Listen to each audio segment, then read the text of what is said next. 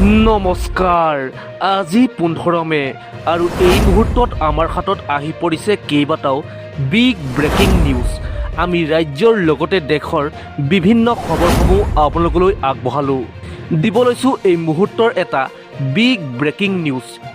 নিজৰ কথাক নিজেই গুৰুত্বহীন কৰিলে প্ৰধানমন্ত্ৰী নৰেন্দ্ৰ মোদীয়ে। দেশবাসীক বিদেশ ভ্ৰমণ নকৰিবলৈ কৈ নিজেই বিদেশলৈ ওলাল প্ৰধানমন্ত্ৰী নৰেন্দ্ৰ মোদী। প্ৰায় এটা সপ্তাহৰ বাবে আজি ইউৰোপলৈ যাত্ৰা কৰিব প্ৰধানমন্ত্ৰী নৰেন্দ্ৰ মোদীয়ে। আজিৰ পৰা 20 মেলৈকে ইউৰোপ ভ্ৰমণ কৰিব প্ৰধানমন্ত্ৰী মোদীয়ে। নেদাৰলেণ্ড, ছুইডেন, নৰৱে আৰু ইটালীলৈ যাব প্ৰধানমন্ত্ৰী নৰেন্দ্ৰ মোদী। প্ৰধানমন্ত্ৰীৰ এই ইউৰোপ ভ্ৰমণক লৈ এতিয়া দেশজুৰি চলিছে চৰ্চা। শেহতীয়াকৈ বৈদেশিক মুদ্ৰাৰ ৰেহাইৰ বাবে দেশবাসীলৈ বিশেষ আহ্বান কৰিছিল প্ৰধানমন্ত্ৰী নৰেন্দ্ৰ মোদীয়ে। এবছৰলৈ দেশবাসীক বিদেশ ভ্ৰমণ নকৰি দেশপ্ৰেম দেখুৱাবলৈ আহ্বান জনাইছিল প্ৰধানমন্ত্ৰী মোদীয়ে। কিন্তু নিজৰ কথাকেই গুৰুত্বহীন কৰি নিজেই বিদেশলৈ ৰাওনা প্ৰধানমন্ত্ৰী নৰেন্দ্ৰ মোদী। দিব লৈছোঁ আন এটা বিগ ব্ৰেকিং নিউজ। নিৰ্বাচন শেষ হোৱাৰ কেইটামান দিন পিছতেই জনতাৰ ওপৰত মাধমাৰ। বজাৰত হুৰাহুৰে বৃদ্ধি পাইছে খাদ্য সামগ্ৰীৰ দাম। দেশজুৰি বৃদ্ধি পালে পেট্ৰল আৰু ডিজেলৰ মূল্য। প্ৰতি লিটাৰ পেট্ৰলত 3 টকা 14 পইচাকৈ বৃদ্ধি পালে মূল্য। একেদৰে প্ৰতি লিটাৰ ডিজেলতো 3 টকা 11 পইচাকৈ বৃদ্ধি পালে মূল্য। ইফালে দৈনন্দিন ব্যৱহৃত খাদ্য সামগ্ৰীটো বৃদ্ধি হ'ল মূল্য। প্ৰতি কিলো চাউলত 5ৰ পৰা 10 টকাকৈ বৃদ্ধি পালে মূল্য। মচুৰ দাইল, আটা, চিৰা, বুটতো 10 টকাকৈ বৃদ্ধি পালে মূল্য। প্ৰতি লিটাৰত 10 টকাকৈ বৃদ্ধি ভিন্ন কোম্পানীৰ মিঠাতেলৰ দামো। প্ৰতি কেজি মগুত 20 টকা আৰু পিঁয়াজত 5 টকাকৈ বৃদ্ধি মূল্য। 18 মে'ৰ পৰা 3 টকাকৈ বৃদ্ধি পাব ব্ৰেডৰ দাম। অভাৱনীয় হাৰত খাদ্য সামগ্ৰীৰ মূল্য বৃদ্ধিয়ে ৰামটাঙোন সোধাইছে এতিয়া গ্ৰাহকৰ মূৰত। দিব লৈছোঁ আন এটা গুৰুত্বপূৰ্ণ খবৰ। চৰকাৰী পকীঘৰৰ পৰা মহিলা সবলীকৰণলৈ মুখ্যমন্ত্ৰীৰ 7টা ডাঙৰ ঘোষণা। ৰাজ্যৰ লাখ লাখ দৰিদ্ৰ পৰিয়ালৰ বাবে আহি গ'ল ভাল খবৰ তথা ডাঙৰ খবৰ। নতুনকৈ 15 লাখ লোকে লাভ কৰিব চৰকাৰী পকীঘৰ। বেদখলকাৰীৰ কবলত থকা প্ৰতি বিঘা ভূমিত চলিব উচ্ছেদ। শীঘ্ৰেই 5 লাখ বিঘা ভূমি কৰা হ'ব বেদখল মুক্ত। এটাকৈ বাংলাদেশী চিনাক্ত কৰি কৰা হ'ব বিতৰণ। চাহ শ্ৰমিকৰ মজুৰি 500 টকালৈ বৃদ্ধিৰ লক্ষ্য। কৃষকসকলৰ বাবেও চিন্তা নতুন চৰকাৰৰ। নাৰী সবলীকৰণ লৈও কাম কৰিব নতুন চৰকাৰে। 2 লাখ যুৱক যুৱতীয়ে পাব চৰকাৰী চাকৰি। মহিলা উদ্যমিতা অৰুণোদয়ৰ ধনক লৈ শীঘ্ৰেই কৰিব ডাঙৰ ঘোষণা। ৰেচনৰ হিতাধিকাৰীও পাব নতুন সুবিধা। এইদৰে ডাঙৰ ঘোষণা কৰিলে মুখ্যমন্ত্ৰী ডক্টৰ হিমন্ত বিশ্ব শৰ্মাই। দিব লৈছোঁ আন এটা গুৰুত্বপূৰ্ণ খবৰ। 21 বছৰ তলৰ ব্যক্তিক সুৰা দোকানীয়ে বিক্ৰী কৰিব নোৱাৰিব সুৰা। আহি গ'ল কঠোৰ নিৰ্দেশনা। 21 বছৰ তলৰ ব্যক্তিক সুৰা বিক্ৰী কৰিলেই হ'ব মহা বিপদ। প্ৰতিখন ৱাইন শ্বপত থাকিব আৰক্ষীৰ চকু। ধৰা পৰিলেই ৱাইন শ্বপৰ মালিক যাব জেল। তামিলনাডুৰ মুখ্যমন্ত্ৰী বিজয় থালাপতিৰ কঠোৰ নিৰ্দেশ। প্ৰতিখন ৱাইন শ্বপত চলোৱা হ'ব আৰক্ষীৰ অভিযান। গ্ৰাহকৰ বয়সৰ ওপৰত সন্দেহ হ'লে আধাৰ কাৰ্ড বিচাৰিব পাৰিব। নতুবা অন্য বৈধ পৰিচয় দেখুৱাব লাগিব ৱাইন শ্বপত। বৈধ পৰিচয় পত্ৰ দিহে সুৰাৰ বটল ক্ৰয় কৰিব পাৰিব। শীঘ্ৰেই সুৰাৰ বিপণী বন্ধ কৰাৰ সময়ও হ্ৰাস কৰা হ'ব। 10 বজাৰ পৰিৱৰ্তে নিশা 8 বজাতে বন্ধ কৰিব লাগিব সুৰাৰ বিপণী। নিয়ম উলংঘা কৰিলেই বিপদ নিশ্চিত। ইতিমধ্যে তামিলনাডুত বন্ধ কৰি পেলোৱা হৈছে 717খনকৈ ৱাইন শ্বপ। সুৰাৰ বিপণীৰ বিৰুদ্ধে ফুল একশ্যন মোডত মুখ্যমন্ত্ৰী বিজয় থালাপতি। দিব লৈছোঁ আন এটা গুৰুত্বপূৰ্ণ খবৰ। উচ্ছেদ চলাবলৈ যোৱা লোকক পহুখেদা মুছলমান জনতাৰ। উচ্ছেদৰ বিৰুদ্ধে ওলাই আহিল হাজাৰ হাজাৰ মুছলমান। নিৰাপত্তা বাহিনীক খেদি আহিল মুছলমান মহিলাই। পশ্চিমবংগৰ ৰাজপথত শ বুলডজাৰ। বংগত বিজেপিৰ দয়া নাই, ক্ষমা নাই নীতি গ্ৰহণ।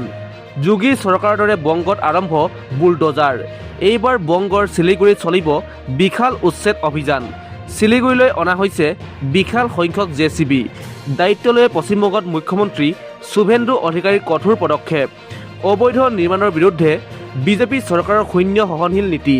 কিন্তু উচ্ছেদ চলাবলৈ যোৱা লোকক পহুখেদা মুছলমান জনতাৰ। কলকাতাত উচ্ছেদ চলাবলৈ যোৱা বাহনখনক খেদি পঠিয়ালে মুছলমান লোকে। তপচিয়া অঞ্চলত উচ্ছেদ চলাবলৈ গৈছিল বুলডজাৰ। কলকাতাৰ তপচিয়াৰ অবৈধ চামৰাৰ কাৰখানা চলিল বুলডোজাৰ। কলকাতা পৌৰ নিগমে ভাঙিলে কেইবামহলীয়া অট্টালিকা। দিব লৈছোঁ আন এটা বিগ ব্ৰেকিং নিউজ। গ্ৰেপ্তাৰ হ'ব নেকি গৌৰৱ গগৈ? গ্ৰেপ্তাৰ হোৱাৰ দিশে অগ্ৰসৰ হৈছে নেকি কংগ্ৰেছ নেতা গৌৰৱ গগৈ? ৰাজ্যজুৰি এতিয়া তীব্ৰ চাঞ্চল্যৰ। মুখ্যমন্ত্ৰীৰ পত্নী ৰিণিকী ভূঞা শৰ্মাৰ নামত ভুৱা পাছপৰ্ট উলিওৱা আৰু নথি বিকৃতকৰণত জড়িত থকাৰ গুৰুতৰ অভিযোগ উত্থাপন হৈছে গৌৰৱ গগৈৰ বিৰুদ্ধে। কেৱল গৌৰৱ গগৈয়ে নহয়, এই ঘটনাৰ সৈতে জড়িত হৈ আছে কংগ্ৰেছৰ আন এজন জ্যেষ্ঠ নেতাও। আৰক্ষীৰ মাৰাথন জেৰাত পোহৰলৈ আহিছে এই বিস্ফোৰক তথ্য। দুদিনীয়া জেৰাৰ অন্তত পৱন খেৰাই আৰক্ষীৰ আগত গৌৰৱ গগৈ আৰু এজন ঘনিষ্ঠ কংগ্ৰেছ নেতাৰ নাম প্ৰকাশ কৰিছে, যাৰ পিছতেই এতিয়া তীব্ৰতৰ হৈ পৰিছে আৰক্ষীৰ তদন্ত। ইফালে এই খবৰটো সংবাদ মাধ্যমত ভাইৰেল হোৱাৰ পিছতে গৌৰৱ গগৈয়ে প্ৰতিক্ৰিয়া প্ৰকাশ কৰিছে সামাজিক মাধ্যমত।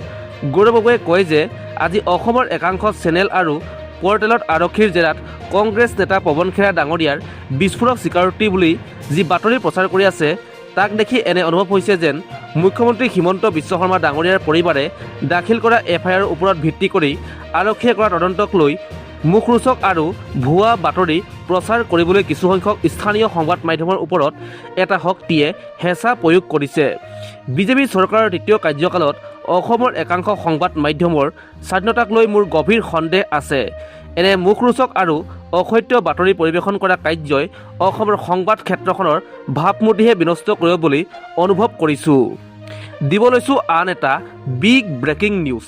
বিদেশ ভ্ৰমণ কৰিবলৈ ক'ত টকা পায় ৰাহুল গান্ধীয়ে? এই প্ৰশ্ন কৰিছে বিজেপিয়ে। ৰাহুল গান্ধীৰ টকাৰ উৎস কি? ক'ৰ পৰা ইমান টকা পায় ৰাহুল গান্ধীয়ে বিদেশত ঘূৰি ফুৰিবলৈ? এইদৰে ৰাহুল গান্ধীক ঘেৰি ধৰিলে শাসকীয় দল বিজেপিয়ে। 22 বছৰত 54 বাৰ বিদেশ ভ্ৰমণ কৰিছে ৰাহুল গান্ধীয়ে। 11খনকৈ দেশ ভ্ৰমণ কৰিছে ৰাহুল গান্ধীয়ে।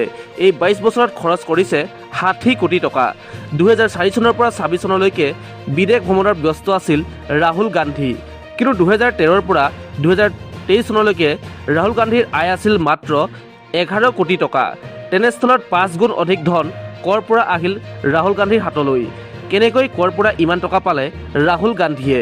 এইদৰে পোনপটীয়া প্ৰশ্ন কৰিছে বিজেপিয়ে। আমাক উত্তৰ লাগে। ৰাহুল গান্ধীৰ বিৰুদ্ধে এনেদৰে সৰব বিজেপিৰ সাংসদ সম্বিত পাত্ৰ। দিব লৈছোঁ আন এটা বিগ ব্ৰেকিং নিউজ। নিৰ্বাচন আয়োগ নিৰপেক্ষ হয় নে নহয়? নিৰ্বাচন আয়োগ যদি নিৰপেক্ষ তেন্তে প্ৰমাণ দিব লাগিব। নিৰ্বাচন আয়োগ কেৱল নিৰপেক্ষ হ'লেই নহ'ব, দেশৰ জনতাই ভালদৰে গম পাব লাগিব। প্ৰমাণ হ'ব লাগিব নিৰ্বাচন আয়োগৰ নিৰপেক্ষতা। নিৰ্বাচন আয়োগক লৈ ডাঙৰ মন্তব্য দেশৰ সৰ্বোচ্চ ন্যায়ালয়ৰ। নিৰ্বাচন আয়োগ স্বাধীন হ'লেই নহ'ব, সম্পূৰ্ণ নিৰপেক্ষ বুলি প্ৰমাণ হ'ব লাগিব নিৰ্বাচন আয়োগ। নিৰ্বাচন আয়োগৰ তৃতীয় সদস্যজন সদায় নিৰপেক্ষ থাকিব লাগিব। ন্যায়াধীশ দীপাংকৰ দত্ত আৰু সতীশ চন্দ্ৰ শৰ্মাৰ এই ৰায়দান। মুখ্য আয়ুক্ত নিৰ্বাচনী সমিতিত কেবিনেট মন্ত্ৰী বিধায়কৰ অন্তৰ্ভুক্তিক লৈ প্ৰশ্ন কৰা হৈছে। নিৰ্বাচন আয়ুক্ত আইন 2023ক প্ৰত্যাহ্বান জনাই কৰা হৈছিল আবেদন। উক্ত আইনে নিৰ্বাচন আয়োগৰ স্বাধীনতা নিশ্চিত কৰিব পৰা নাই। অৱসৰপ্ৰাপ্ত IAS SN শুক্লাৰ এই যুক্তি সৰ্বোচ্চ ন্যায়ালয়ত। দিব লৈছোঁ আন এটা গুৰুত্বপূৰ্ণ খবৰ। অসম আৰক্ষীৰ মাৰাথান জেৰাত ভাগি পৰিছে পৱন খেৰা। দুদিনত 20 ঘণ্টা জেৰা পৱন খেৰাক। ইজনৰ পিছত সিজন আৰক্ষীয়ে জেৰা চলাইছে পৱন খেৰাক। মোৰ গাত দুখ নাই বুলি কৈছে পৱন খেৰাই। সমস্ত দুখ গৌৰৱ গগৈলৈ ঠেলিলে পৱন খেৰাই।